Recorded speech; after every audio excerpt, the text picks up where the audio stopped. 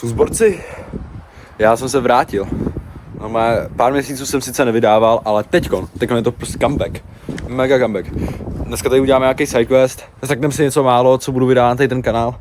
A prostě, no, uděláme ten sidequest.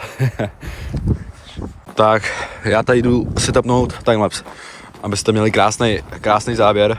Tak, mám tady sníh, budu natáčet tady odsud zhruba, budu prostě tady odhrnovat tady cestičku prostě, aby tady lidi mohli chodit.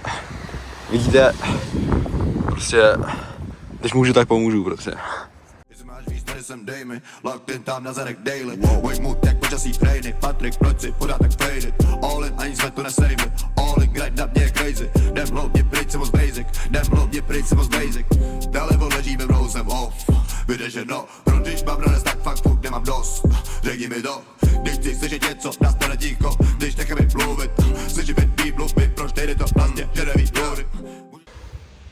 Ale dejte mi vědět do komentářů, jak se povedete ten timelapse. Podle mě je tam furt co zlepšit. Ale koukneme se na výsledek tady z toho sidequestu. Jdeme na to.